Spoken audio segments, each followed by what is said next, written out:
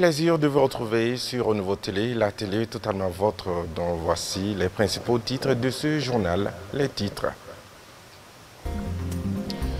La Cour d'assises spéciale sur les crimes économiques et financiers ont pris fin ce mardi. Pendant cette session spéciale, la Cour a prononcé des cas d'emprisonnement ferme, cas d'emprisonnement avec sursis, des acquittements et des condamnations avec contumace. Vous en saurez plus dans cette édition. Malgré les défis persistants, le gouvernement maintient le 4 novembre plus tôt pour la rentrée prochaine. À rentrée scolaire 2024-2025. C'était en faveur d'une réunion interministérielle sur les préparatifs de la rentrée à la primature. Pour atténuer la souffrance des victimes d'inondations du cercle de Mouloubala dans la région de Koutchala, les ressortissants de la localité ont fait le point sur la situation et appellent à l'aide. Voilà pour le sommaire.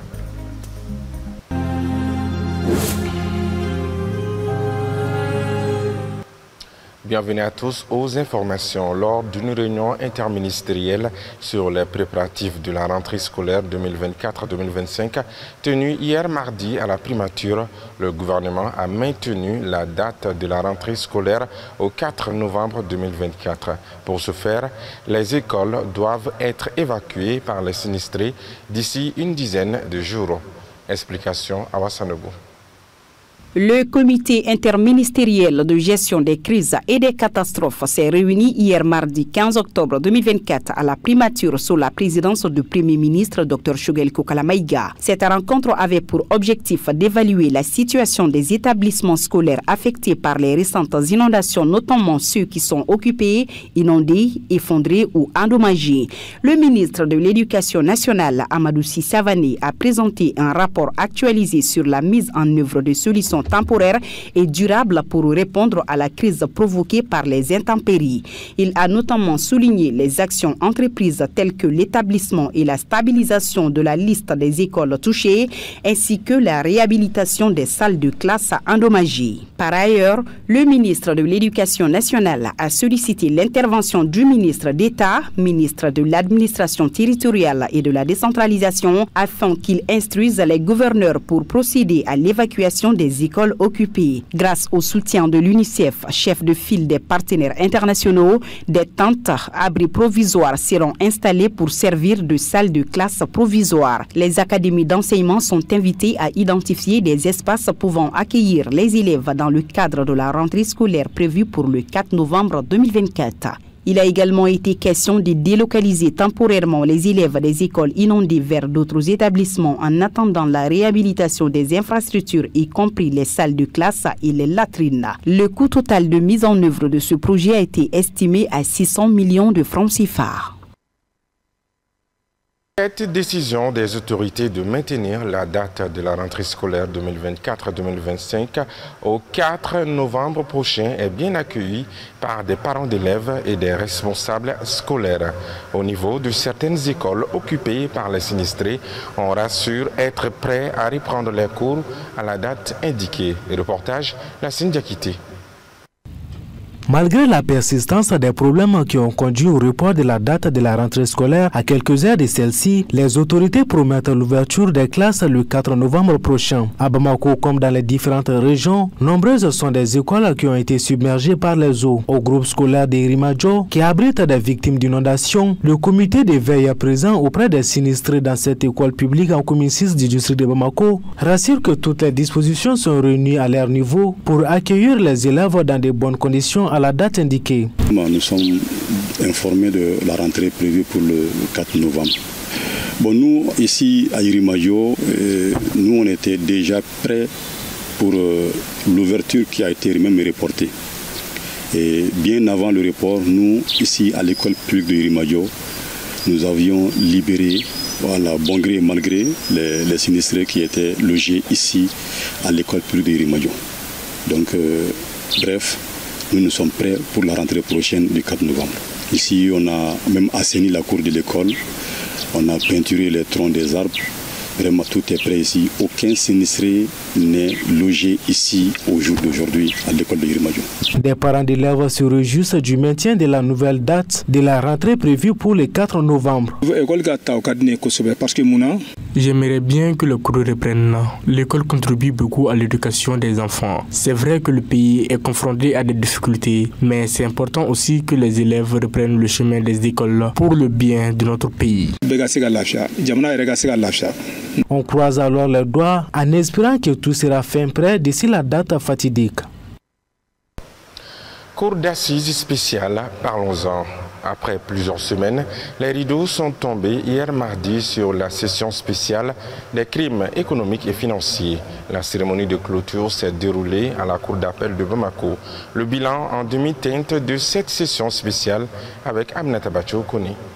Les 51 affaires inscrites au rôle de cette session concernent 181 accusés. Au terme, la Cour a ordonné le remboursement de plus de 110 milliards de francs CFA et près de 500 millions de francs CFA aux accusés au profit des victimes. La Cour a prononcé 11 condamnations à des réclusions à temps, 6 cas d'emprisonnement ferme, 29 cas d'emprisonnement avec sursis, 77 cas d'acquittement et 30 cas de condamnation avec contumace. La Cour a aussi prononcé la condamnation des accusés au paiement de la somme de 50 milliards 252 millions 331 000 de francs CFA au profit de l'État. Les infractions reprochées aux accusés portaient essentiellement sur les abus aux biens sociaux, faux et usage de faux, escroquerie, soustraction des biens dans le secteur privé, corruption et favoritisme. Le bilan de cette session spéciale de la Cour d'appel a été assombri par 2 faits. Le report s'inédit du procès pour détournement d'ex-ministres et officiers jugés dans l'affaire d'achat d'équipements militaires et de l'avion présidentiel en 2014 par le régime de l'ancien chef de l'État, Ibrahim Boubacar Keïta, un cinglant de 2 aveux pour le parquet qui a affiché une impréparation totale du dossier d'accusation. De leur côté, les avocats ont dénoncé le retard ou la non mise en disposition des pièces des dossiers des avocats avant les jugements. Enfin, les avocats appellent au respect du droit de la défense à toutes les parties pour un procès équitable. Face à l'inondation qui a frappé de plein fouet le cercle de Molobala, les ressortissants de la localité résidant à Bamako se sont mobilisés pour apporter leur soutien à leur localité d'origine. En réunion ce mardi 15 octobre, ils ont fait le point de la situation et fait des propositions de solutions pour atténuer la souffrance des victimes d'inondation de la localité. Zakaria Oumar Keïta, Gabriel Keïta.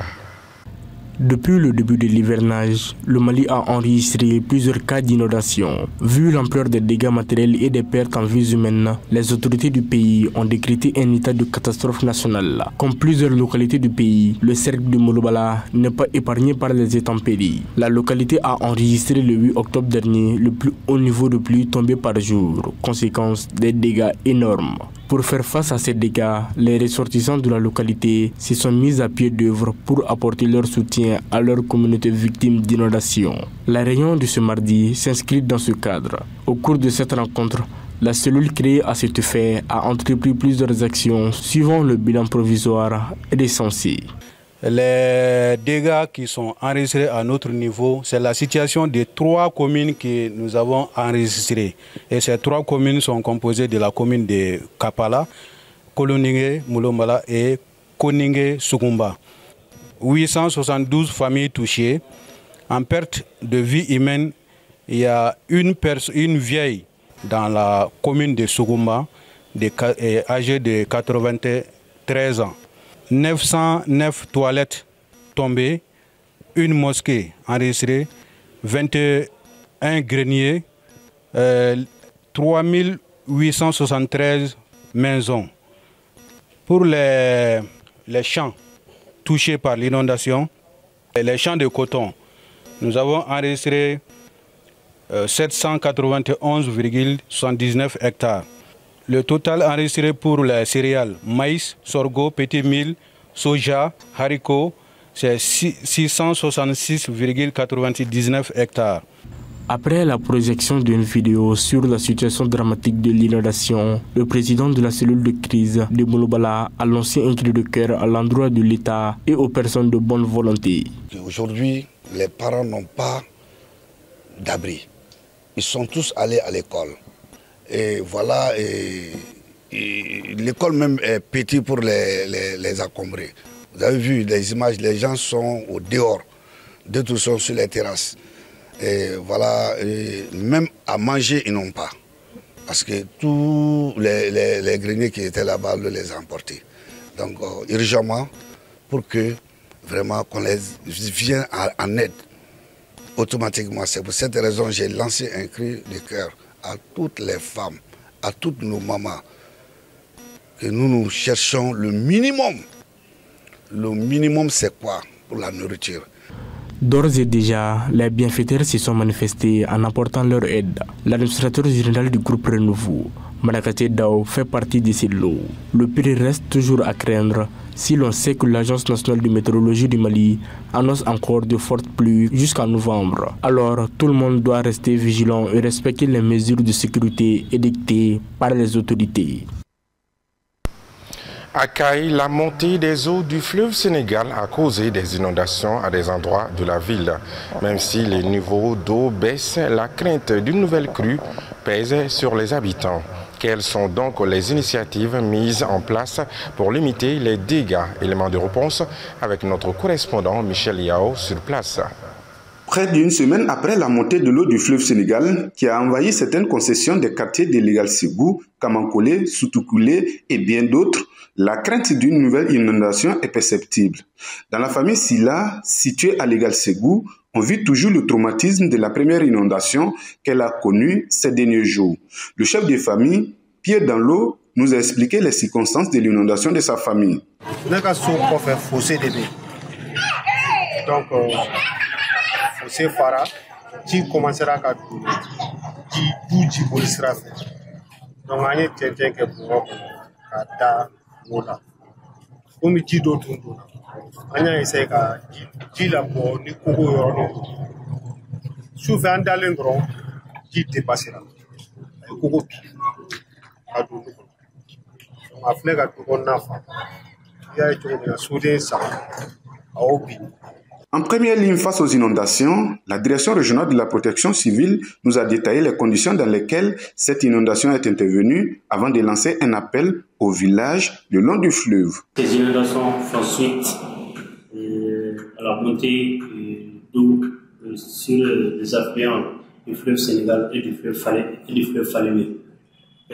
Également, cette montée est consécutive, bien évidemment, au lâcher d'eau qui a eu lieu au niveau de Marantali à partir du 11. Nous pouvons surtout parler des cas de Maïna, Bafulabi, Djamou, Logo Sabousseri et ensuite Kaiville. Vous voyez, ça dit tout le long du fleuve, de Marantali jusqu'au niveau de la frontière. Vraiment, on a constaté des cas de débordement d'eau. Dans nos sociétés, les gens construisent jusque dans le plafond du fleuve. Les lits des fleuves, les lits des marigots ne sont pas faits pour être habités. Que les gens chassent, quelle qu'en soit la durée, si vous vous installez non loin du fleuve, un jour vous allez récolter les conséquences. Donc pour éviter ça, nous demandons encore à la population de ne pas construire dans les lits des fleuves et des marigots.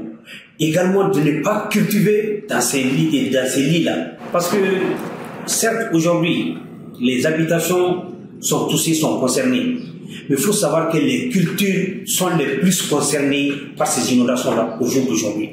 Reportée une première fois, la rentrée scolaire est officiellement fixée au 4 novembre 2024, mais les élèves du groupe scolaire Legal Ségou risquent d'être confrontés à plusieurs défis car la cour de l'école est toujours inondée jusqu'à ce jour. Au niveau des autorités locales, on affirme que certaines familles ont été logées dans des écoles en attendant de trouver une solution. Les dispositions que nous, on a eu à prendre au niveau de la mairie ici, depuis le vendredi, on a fait des communiqués à la on est allé sur le terrain avec les sapeurs-pompiers en en demandant aux populations d'évacuer, c'est-à-dire si ils ont des problèmes d'inondation, de changer de lieu, d'abandonner leur famille pour se mettre en sécurité. C'est ce qu'on a fait. Ces personnes, on a demandé d'aller vers les écoles. Et beaucoup sont allés vers leur famille, mais on les a demandé d'aller vers les écoles en attendant. On ne peut pas dire qu'on va laisser les écoles, les gens vont vers les écoles. S'il y a les sinistrés, les gens vont vers les écoles. C'est ce qu'on a demandé. En plus de la ville de Kaye, plusieurs villages le long du fleuve Sénégal ont connu des inondations, comme Modikane, un village situé dans la commune rurale de Kakoulou. Activité dans un autre registre plus tôt, la Fondation Orange Mali, en collaboration avec l'association La Chaîne de l'Espoir et l'hôpital Mère-Enfant, le Luxembourg, a assuré la prise en charge d'une 50aine d'enfants atteints de pathologie du cœur ou sténose de 2019 à nos jours pour un budget de près de 160 millions de francs CFA. Autour d'une cérémonie solennelle ce mardi à l'hôpital Mère-Enfant, le Luxembourg, la Fondation Orange Mali et ses partenaires ont célébré la réussite de cette collaboration et le rétablissement des enfants soignés. Oumar Koïta. Conformément à son engagement de promotion de la santé publique en général et particulièrement des couches défavorisées et des jeunes enfants, la Fondation Orange Mali appuie depuis 2019 la chaîne de l'espoir pour la prise en charge de la chirurgie d'enfants atteints de cardiopathie et de sténose. Cette œuvre humanitaire a permis de sauver la vie d'une 50aine d'enfants et de redonner sourire à leurs familles. En effet, de 2019 à 2022, c'est une 40aine d'enfants issus de familles modestes qui ont bénéficié de chirurgie cardiaque ou de sténose grâce à l'appui de la Fondation Orange Mali. En 2021, la Fondation a également fait don d'un système de purification d'eau au centre de cardiologie Festoc. En 2023, nous avons apporté un appui financier pour la prise en charge de 8 enfants souffrant de cardiopathie pour un montant de 25 millions de francs CFA et de 5 enfants ayant bénéficié de 5 millions pour la prise en charge d'autres pathologies. Satisfait de cette collaboration, le représentant de l'ONG La Chaîne de l'Espoir et le directeur de l'hôpital Mère-Enfant le Luxembourg ont salué la Fondation Orange Mali pour son appui quotidien en faveur des enfants malades. Au nom de la présidente de la Fondation, Amadou Toumani Touré, sans être long, nous remercions ces organismes-là et les professionnels de la santé pour avoir donné le sourire à ces enfants et à leurs familles, et également à ces professionnels de la santé sans qui on ne serait pas là aujourd'hui.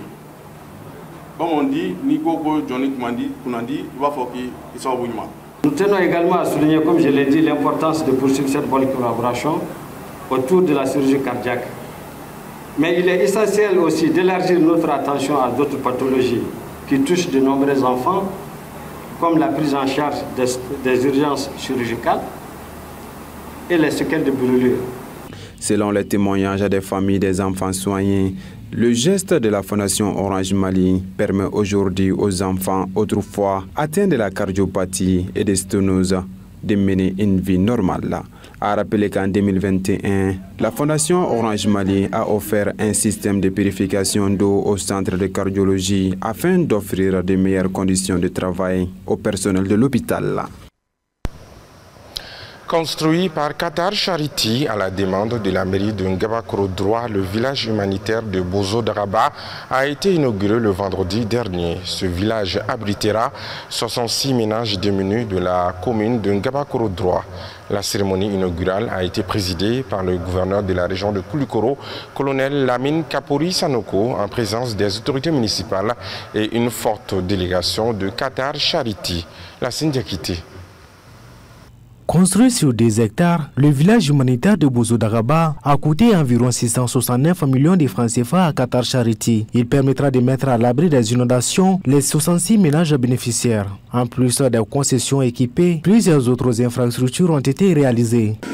Ce village flambant neuf, dont la réalisation a coûté la somme de 668 466 950 francs CFA, sans la valeur, bien sûr, de terrain. Et est composé de 66 logements sociaux entièrement équipés, une école premier cycle fondamental de 6 classes équipée, sa direction et les latrines hommes et femmes, un centre de santé équipé, une addiction d'eau potable et une mosquée. D'abord, je voudrais souligner que c'est la première fois que notre organisation Qatar Charité réalise au Mali un tel projet humanitaire.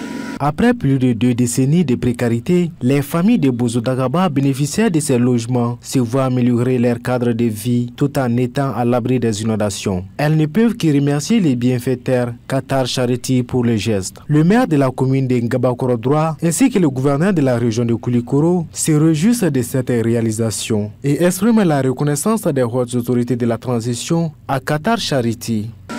J'invite la population de Dagaba à faire bon usage de ces joyeux mis gracieusement à leur disposition. Quant à ONG Qatar Charity, nous sollicitons d'autres réalisations pour le plus grand honneur de nos populations sinistrées des pluies diluviennes, d'inondations en secours. C'est l'occasion, au nom de plusieurs autorités de la transition, de remercier alors Qatar Charity pour cet acte humanitaire. Aujourd'hui, pour qui connaît les besoins en termes de logement, et en cette période d'inondation, je pense que c'est un acte hautement patriotique, hautement humanitaire. Présente au Mali depuis 2008, Qatar Charity a investi plus de 40 milliards de francs CFA pour renforcer les capacités des groupes les plus vulnérables afin de promouvoir la dignité humaine et la justice sociale. La cérémonie a pris fin par une visite guidée des locaux. La mort, un moissonneur qui ne fait pas de sieste, a encore arraché un des nôtres. Ismaël Koulibaly, membre de la coalition des forces républicaines et président de l'initiative nationale pour la réconciliation, est décédé ce mercredi 16 octobre 2024 à l'hôpital Gabriel Touré des suites de maladie. Engagé sur la scène politique, Ismaël Koulibaly était un habitué des plateaux de débat de Renouveau TV. À sa famille durement éprouvée, le groupe Renouveau présente ses condoléances les plus attristées. Fin de ce journal. Merci à vous de l'avoir suivi avec attention. À très bientôt pour d'autres informations, toujours sur la télé totalement vôtre. Que la paix et la grâce de Dieu soient sur le Mali. Amen. Bonsoir.